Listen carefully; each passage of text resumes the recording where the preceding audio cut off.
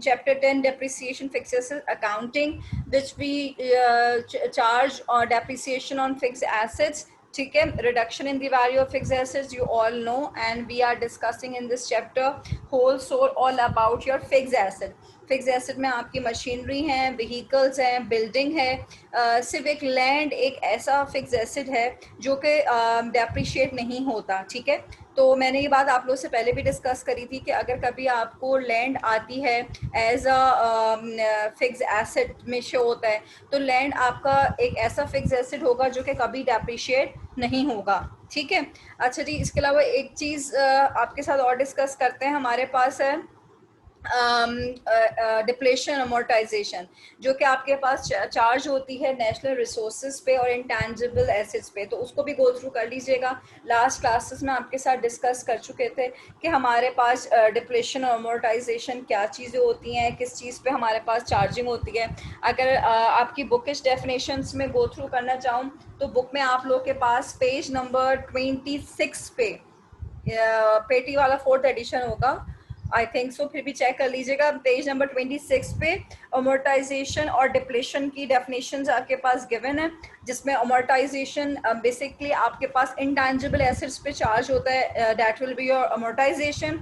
और डिप्लेशन होगा आपके पास जो कि भी आपके नेशनल रिसोर्सेज हैं, like your salt, mines and minerals, ये हमारे पास डिप्लेशंस में आ जाते हैं। तो जब भी आपकी नेशनल रिसोर्सेज या मिनरल्स के जो डिपॉजिट्स होते हैं उसमें कमी आती है, या वो रिड्यूस होते हैं, या उनकी डिपॉजिट्स जो भी डिकम्पोजिशंस हैं वो कमी आती है उनमें, उनके वेस्ट में, तो हमारे पास वो डिप्लेशन कहलाता है। और जब इंटेंजिबल की बात करते हैं, जैसे आपके कोई कॉपीराइट्स हैं, गुडविल्स हैं, पेटेंट्स हैं, ट्रेडमार्क है, ये सारे आपके क्या हैं बेटे, इंटेंजिबल एसेट्स हैं, नज़र नहीं आते। ठीक है, आपकी गुडविल, आपकी फर्म कितना अच्छा काम कर रही है, वो अनटिल अनलेस आप लोग एक अच्छा प्रॉफिट जनरेट नहीं करेंगे, आपकी गुडविल नज़र नहीं आएगी, स्ट्रेंथ नज़र नहीं आएगी। ट्रेडमार्क, कॉपीराइट्स, ये सारे इंटेंजिबल होते हैं जो कि आपकी कोई वर्क परफॉर्मेंस से नज़र आते हैं। ठीक है, तो ये भी हमारे पास इंटेंजिबल हैं जिस पे अमोर्टाइजेशन चार्ज होती है। अपने पास पॉइंट टू रिमेंबर में एक चीज़ लिख लीजिएगा, AI stands for amortization on intangible assets, AI amortization on intangible assets, और फिर आप लिखिएगा DN डिप्लेशन और नेचुरल रिसोर्सेज। ये पॉइंट टू रिमेंबर में अपने पास लिख लीजिए। मैंने भी आपके साथ डिस्कस किया AI, that is amortisation on intangible assets, and DN depletion और नेचुरल रिसोर्सेज। ठीक है बेटे, I proceed further. We have done from the examination perspective, this is the required जिसकी आपको प्रिपरेशन करनी है। ठीक है, total cost of fixed assets we have discuss this. ठीक है, इस पर हम टिक कर देते हैं। Journal entry for machine we have done this, tick over here. Journal entry for depreciation we have done this, depreciation expense debit, allowance for depreciation credit. Fix journal entry है कि डेप्रिसिएशन की nature हमेशा expense है, वो debited ही रहेगा, क्योंकि expense जब increase होता है तो डेबिट में जाता है। उसके वाइस वर्सा हमारे पास उसका एक अलाउंस जनरेट होता है। ठीक है, जिसको हम प्रोविजन का वर्ड भी कहते हैं। जैसे कि जैसे आपकी क्लासेस बढ़ती रहेंगी मैं आपको बताऊंगी कि प्रोविजन और अलाउंसेस की मज़ीद रिक्वायरमेंट उसको हम कैसे सॉल्व करते हैं। अभी स्टार्टिंग में तो सिर्फ आपको इतना बता सकता है कि ये कॉन्ट्रा एक्सपेंस अकाउंट होता है। ठीक है, फिर हमने उसकी एडजस्टिंग एंट्रीज भी रिकॉर्ड करी, जो कि डेप्रिसिएशन एक्सपेंस, अलाउंस पर डेप्रिसिएशन एक्सपेंस है। क्लोजिंग एंट्री भी आप मेरे साथ कर चुके हैं, expense revenue summary and then depreciation expense credited. Then we have ledger, T account भी हमने सॉल्व किए हैं। टी अकाउंट हमने एक्यूमुलेटेड डेप्रिसिएशन का भी कर चुके हैं। Partial balance sheet last class में, आई थिंक लास्ट क्लास में या last I don't remember exactly, हमने पार्शियल बैलेंस शीट डिस्कस करी थी, जिसमें मैंने आपको बताया था क्योंकि ये इनकम्प्लीट बैलेंस शीट होती है, पार्शियल होती है, इसमें हम हमेशा वन साइड शो करते हैं। मतलब हम इसमें अपने एसेट साइड्स को शो करते हैं, क्योंकि हमारे पास जो फिक्स डेप्रिसिएशन और फिक्स एसेट्स पे अप्लाई होती है ना बेटे, तो इसलिए हम इसको एक साइड, मतलब पिक्चर का एक साइड दिखाते हैं और दूसरा साइड नहीं दिखाते। तो हमारे पास ये आ जाता है पार्शियल बैलेंस शीट में, जिसमें हमारे पास सिर्फ एसेट साइड्स हम बैलेंस शीट में शो करते हैं, वही फॉर्मूला आपको बैलेंस शीट में शो करना होता है, total assets less allowance for depreciation और बुक वैल्यू। ठीक है, ये सारे कंटेंट वो हैं जो कि आप मेरे साथ अच्छे से डिस्कस कर चुके हैं। ये सारे वो मेथड्स हैं जो कि स्ट्रेट लाइन मेथड है, जिसको बाय फॉर्मूला बाय परसेंटेज है, diminishing, unit production, working hour. अभी हमारा सिर्फ लास्ट मेथड रहता है सम ऑफ वेयर डिजिट, जो कि अभी मैंने आपके साथ नहीं डिस्कस किया। ओवरऑल पूरा डेप्रिसिएशन हम डिस्कस कर चुके हैं।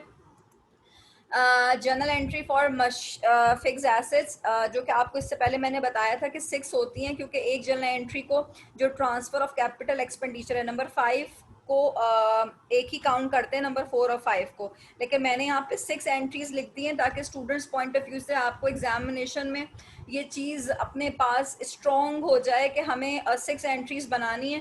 जो कैपिटल एक्सपेंडिचर आप रिकॉर्ड करेंगे उसको मशीन के अकाउंट में ट्रांसफ़र भी करेंगे, मींस मशीन अकाउंट डेबिट और कैपिटल एक्सपेंडिचर्स जितने भी आपने हैं क्वेश्चन में वो आपके क्रेडिटेड हो जाएंगे। ठीक है, रेवेन्यू की वही एंट्री बनती है जो एक्सपेंसेस की बनती है, expense debit and cash credit. ठीक है, now come towards your exam question number 25. This will be on your book page number 56. अपने कैलकुलेटर्स रजिस्टर्स प्लीज सामने रखिएगा ताकि आप लोग क्वेश्चंस ना कि सिर्फ सुने बल्कि उसको सॉल्व भी करें, क्योंकि सिर्फ सुनने से कोई फ़ायदा नहीं है। अकाउंट्स है, मैथ्स है, स्टैट्स है, बेटा खुद से सॉल्व करेंगे तो कॉन्फिडेंस आएगा और क्लास के बाद सेटिस्फाइड भी होंगे कि आज हमने वाकई कुछ पढ़ा है। ठीक है, अच्छा जी, then we have exam question number 25. Here we have Asma Industries required a machine by making the following payments. मैं सिर्फ आपको यहाँ पे इंडिविजुअल सेक्शन अभी सॉल्व करवाऊंगी। यहाँ आपको बताना चाह रही हूँ कि ये 30 मार्क्स का क्वेश्चन है जिसमें पार्ट ए, बी एंड सी हैं। ठीक है, इसका रिक्वायर्ड सिर्फ मैं ए पार्ट का पढ़ रही हूँ, अभी सेपरेटली पढ़ती हूँ। ए पार्ट में देखें यहाँ पे रिक्वायर्ड में बताया है बेटे कि आपको कैपिटल एक्सपेंडिचर और रेवेन्यू एक्सपेंडिचर एक्सट्रैक्ट करने आने चाहिए। ठीक है, then we have give entry to record acquisition of machine. Machine की जो जनरल एक्विजिशन का मतलब होता है total calculation of machine, machine को एक्वायर्ड करने के लिए, हासिल करने के लिए जो आपने जनरल एंट्री बनानी है वो बताइए। ठीक है, and then journal entry for revenue और कैपिटल एक्सपेंडिचर वो भी बना दीजिए, जो कि मशीन की कॉस्ट। अभी आपने जो 6 एंट्रीज पढ़ी थी ना ये वाली, इसके अंदर देखिए ये कैपिटल एक्सपेंडिचर की जनरल एंट्री भी है, ये रेवेन्यू एक्सपेंडिचर की भी जनरल एंट्री है। अब वो आपसे बोल रहे हैं यहाँ पे कि वो एंट्रीज सारी रिकॉर्ड करें जो मशीन की 6 एंट्रीज बनती हैं। ठीक है, और ऊपर कैपिटल रेवेन्यू एक्सपेंडिचर है। तो अगर अभी के लेक्चर्स में आप देखें कि जितना कुछ मैंने आपको रिक्वायर्ड का पार्ट पढ़ाया है वो आपके सारे जो है वो एक ही क्वेश्चन के अंदर ए बी सी में वो आपसे डिफरेंट पर्सपेक्टिव से पूछेंगे। पार्ट बी में बेटे आवर्स नज़र आ रहे हैं ना आपको, तो इसका मतलब ये वर्किंग आवर उन्होंने सॉल्व करने के लिए दिया होगा। उसमें क्या करना है, आपने सिर्फ डेप्रिसिएशन की अमाउंट कैलकुलेट करनी है और यहाँ पे setup allowance for depreciation machine account. Setup का मतलब होता है यहाँ पे आपको टी अकाउंट या लेजर बनाना है। ठीक है, जब भी सेटअप का वर्ड आए तो समझ जाइएगा कि वो आपको टी अकाउंट या लेजर बनाने को कह रहे हैं। ठीक है, then I proceed on part C. Part C में मेरा बच्चा क्या है यहाँ पे, हाँ पार्ट सी में वो आपसे कह रहे हैं कि the balance sheet of Asim on December 31, 2008, जिसमें मशीनरी की कॉस्ट 400,000 है और एक्यूमुलेटेड डेप्रिसिएशन ऑन मशीनरी 45,000 है। ये डाटा उन्होंने दिया हुआ है 2008 के दिसंबर का। अब वो आपसे पूछ रहे हैं 2009 और 2010 की डेप्रिसिएशन। तो ये तो हमें अंडरस्टूड ही है, डिमिनिशिंग बैलेंस मेथड अप्लाई करना है, डेप्रिसिएशन कैलकुलेट करनी है। डिमिनिशिंग बैलेंस मेथड अगर इससे पहले फर्स्ट ईयर का हो तब तो हम डायरेक्ट टोटल कॉस्ट पे डेप्रिसिएशन अप्लाई कर देते हैं, लेकिन इन्होंने तो इससे पहले का डाटा भी दिया हुआ है। इसका मतलब ये मशीन का फर्स्ट ईयर तो 2008 होगा। हम यहाँ पे बुक वैल्यू निकालेंगे। कैसे निकाल सकते हैं भाई, 400,000 में से 45,000 को माइनस करेंगे, बुक वैल्यू आ जाएगी और उस बुक वैल्यू पे परसेंटेज अप्लाई करेंगे। ठीक है, देन एडजस्टिंग एंट्रीज हम कर चुके हैं। Closing entries you have done, partial balance sheet you have done. अब आपने बेटे क्या करना है कि जब आप क्वेश्चन लेके बैठेंगे तो आपको ये प्रॉब्लम्स स्टार्टिंग में आएंगी कि आप पेजेस टर्न करके मेथड देख रहे होंगे कि एडजस्टिंग एंट्री क्या थी, क्लोजिंग क्या थी, पार्शियल बैलेंस शीट में क्या करते थे, या मशीन की जो 6 जनरल एंट्रीज हैं वो कौन कौन सी हैं। But at least by doing twice और थ्राइस क्वेश्चन, 2 से 3 क्वेश्चंस करने के बाद प्रैक्टिस हो जाएगी आपको और आपके अंदर कॉन्फिडेंस आ जाएगा इंशाल्लाह। But again depend upon your practice. I proceed one by one. मैं पार्ट ए, बी और सी पे प्रोसीड कर रही हूँ, काइंडली मेरे साथ सॉल्व कर लीजिएगा प्लीज़। अच्छा जी, पार्ट ए में बेटे वो बोल रहे हैं आपको, Asma industries acquired a machine by making the following payments. Net cash price 116,000। हमारे पास नेट कैश प्राइस दी हुई है। यूजली इससे पहले जो क्वेश्चंस आते थे ना मेरा बेटा, उसमें आपके पास लिस्ट प्राइस होती थी, यहाँ इन्होंने आपको कैश प्राइस दी हुई है, ठीक है, जिसके अंदर वो बता रहे हैं कि इंक्लूडिंग 16% सेल्स टैक्स, मतलब इस 116 के अंदर आपका सेल्स टैक्स ऐड हुआ है, इंक्लूड हुआ हुआ है, ठीक है। तो आपको इस 16% को चार्ज करने की जरूरत नहीं है।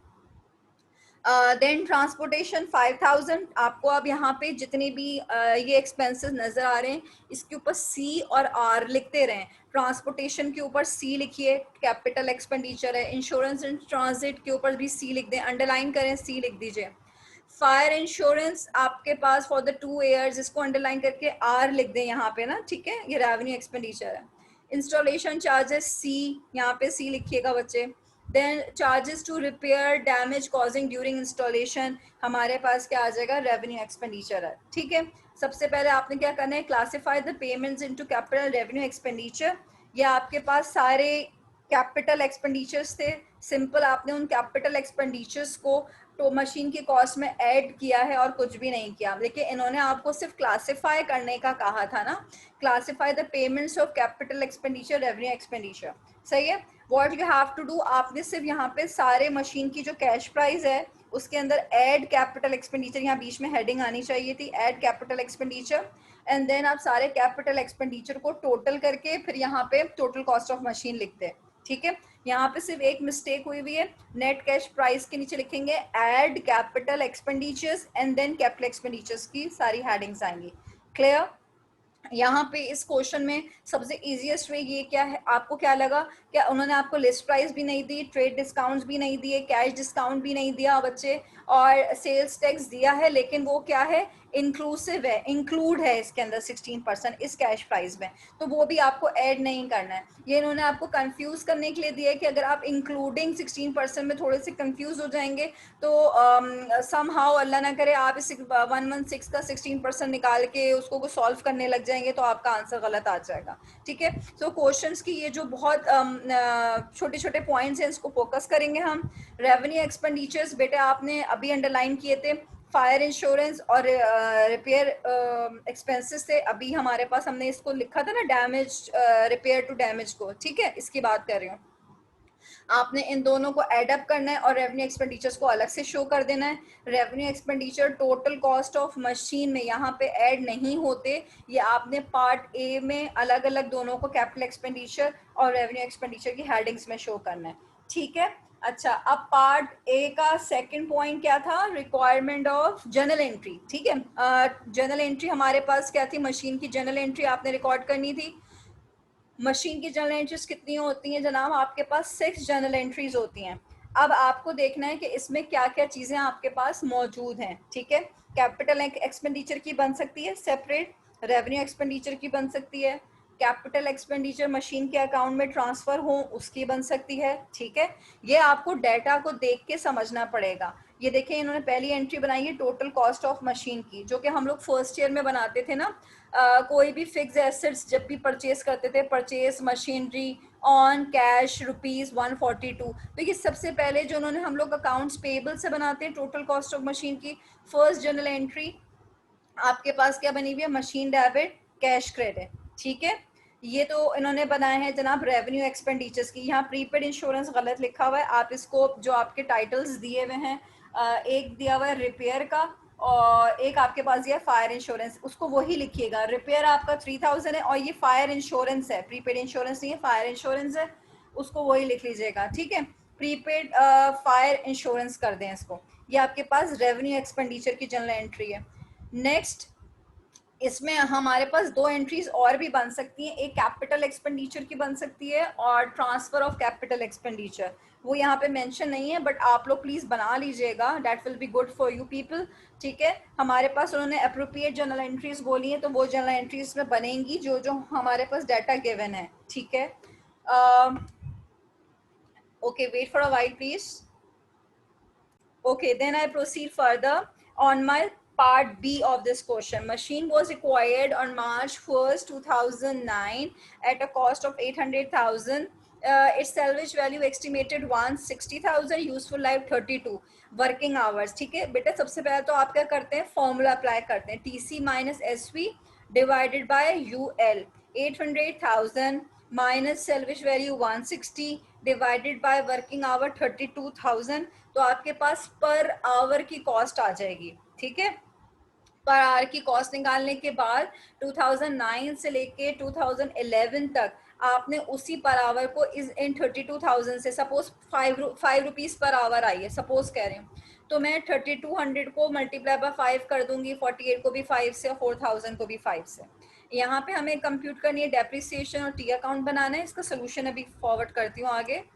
हमने क्या किया है, आप लोगों ने सिंपल फॉर्मूला, इन्होंने इसको वर्टिकली अप्लाई किया है, आप लोग को जो मैंने हॉरिजॉन्टली फॉर्मूला अप्लाई करना सिखाया है वैसे ही कीजिएगा। TC minus SV divided by UL, और पर आपके पर पास पर यूनिट कॉस्ट आई है ₹20। होप सो आप सबकी भी यही आई होगी। Yes, we have 20,000 by applying the formula TC minus SV divided by UL, 20 rupees 20 per hour की कॉस्ट आ गई है आपके पास। ठीक है, उस 20 को आपने 2009, 10 और 11 से मल्टीप्लाई करना है, आपके पास डेप्रिसिएशन की अमाउंट आ जाएगी। ठीक है, जो कि आपके रिक्वायर्ड में उन्होंने बोला है। ये आपका बाय वर्किंग आवर है। अब उन्होंने आपसे बोला है कि टी अकाउंट बनाइए। टी अकाउंट किसका बनेगा, allowance for depreciation of machine. हमारे पास याद रखिएगा, हमारे पास जो डेप्रिसिएशन की अमाउंट आई है उसी से हम टी अकाउंट बनाते हैं। यहाँ मैं कर्सर मूव कर रही हूँ, 64,000 उन्होंने बताया है, और अब बनाना किसका, अलाउंस फॉर डेप्रिसिएशन का बनाना है। इसका मतलब जो स्टार्टिंग होगी, बैलेंस ब्रॉट डाउन होगा, वो आपके राइट हैंड साइड से शुरू होगा, क्रेडिटेड साइड से। ठीक है, तो ये अलाउंस फॉर डेप्रिसिएशन का लेजर बन रहा है, डेप्रिसिएशन का नहीं है, ये उसके अलाउंस का है। क्लियर? हमेशा अलाउंस को हम क्रेडिटेड साइड से या राइट हैंड साइड से इसका बैलेंस ब्रॉट डाउन लिखना शुरू करते हैं। लेजर किस तरह फॉर्म होता है ये मैं आपके साथ डिस्कस कर चुकी हूँ, प्लीज इसकी भी प्रैक्टिस कर लीजिएगा। Then we have part C. In part C, we have the balance sheet of Mr. Asim on December 31st, 2008. Shows machinery 400,000 and accumulated depreciation 45,000. हमने आपके साथ क्या डिस्कस किया था बेटे, कि जब हम डिमिनिशिंग बैलेंस मेथड करते हैं तो basically for the first year, पहले साल की जब डेप्रिसिएशन निकालते हैं तो टोटल कॉस्ट पे परसेंटेज अप्लाई करते हैं, और उसके बाद सेकेंड, थर्ड, फोर्थ जितने भी ईयर्स आते हैं उसके बाद हम परसेंटेज को बुक वैल्यू पे अप्लाई करते हैं। यहाँ पे जो हमारे पास क्वेश्चन गिवन है उसमें 2008 first year of the machine show नहीं हो रहा। फर्स्ट ईयर में इससे पहले यहाँ पे वर्किंग हो चुकी है, जो 2008 है वो फर्स्ट ईयर है। उन्होंने कैलकुलेशन मांगी 2009 और 10 की, जिसमें 2008 फर्स्ट ईयर है। हमारे पास फर्स्ट ईयर की total cost minus accumulated depreciation apply करेंगे तो बुक वैल्यू आ जाएगी। उस बुक वैल्यू पे आप परसेंटेज अप्लाई करेंगे तो 2009, और फिर 2009 की बुक वैल्यू पे आप परसेंटेज अप्लाई करेंगे तो 2010 की वैल्यू आएगी। ठीक है, यहाँ पे प्रोसीड करते हैं। इन्होंने क्या किया है वही अगेन जो मैं आपके साथ डिस्कस कर रही थी, 2008 अगेन हमारे पास जो ये डाटा दिया हुआ है इस वक्त वो December 31st, 2008 का दिया हुआ है। इसको अंडरलाइन कर लीजिए काइंडली डेट को। आपने total cost minus allowance for depreciation, then we have the book value TC minus AD is equal to book value. Second year की डेप्रिसिएशन निकालने के लिए हमेशा बुक वैल्यू पे परसेंटेज अप्लाई करते हैं। यहाँ पे जो आपको कैलकुलेशन शो की हुई है इन्होंने वर्टिकल की हुई है, हम लोग बॉक्सेस में करते हैं। अपनी बॉक्सेस वाली कैलकुलेशन को ही रखिएगा जो आप लोग बॉक्सेस में करते हैं, और ये सारा काम आपकी वर्किंग में होगा। ठीक है, देन बुक वैल्यू पे परसेंटेज अप्लाई करी और आपके पास depreciation of the current year आ गई। ये आपके पास 53250 डेप्रिसिएशन की अमाउंट है। ठीक है, जो कि आपने माइनस करनी है टोटल कॉस्ट में से, और आपके पास वैल्यू आएगी बुक वैल्यू की। एंड अगेन बुक वैल्यू पे 15% अप्लाई कीजिएगा तो आपके पास डेप्रिसिएशन की अमाउंट आ जाएगी। क्लियर है? ये जो मैथडोलॉजी है इसकी वर्किंग आप लोगों ने बॉक्स फॉर्म में करनी है। और याद रखिएगा कि आपके पास जब भी बुक वैल्यू निकाल लेंगे तो फॉर्मूला अप्लाई होगा T C minus A D is equal to book value. आपके पास फर्स्ट ईयर की डेप्रिसिएशन 45 थी, सेकेंड ईयर की डेप्रिसिएशन है 53250, और इसको आप टोटल कॉस्ट में से माइनस करेंगे। Clear? And then you will get your value. Is this clear? T C minus A D is equal to your total cost, is equal to your book value, sorry. Then I proceed further, adjusting entry of the depreciation. उन्होंने adjusting entry depreciation कौन से साल की मांगी हुई है? देखिए आगे ईयर भी मेंशन है 2010, यहाँ पे देखिएगा एडजस्टिंग एंट्री 2010 की बोली है, क्लोजिंग एंट्री 2009 की बोली है। एडजस्टिंग एंट्री में हम डेप्रिसिएशन की अमाउंट लेते हैं, तो 2010 की डेप्रिसिएशन की अमाउंट क्या है बेटे? 45, ये रही 45263, 45263, ठीक है। और अब आपके पास उसके बाद क्या थी? क्लोजिंग एंट्री ऑफ 2009, 2009 की डेप्रिसिएशन की अमाउंट है 53250, ठीक है। इसी वैल्यू से हम क्लोजिंग बनाएंगे। क्लोजिंग की एंट्री क्या होती है? Expense and revenue summary debit और depreciation expense credited. Clear? Then last step है आपके पास पार्शियल बैलेंस शीट, जो कि आपको बनानी है 2010 की। अब 2010 में हमारे पास जो यहाँ पे 45263 है, ये तो डेप्रिसिएशन की अमाउंट है, लेकिन बैलेंस शीट में तो हम लोग एक्यूमुलेटेड डेप्रिसिएशन लेते हैं।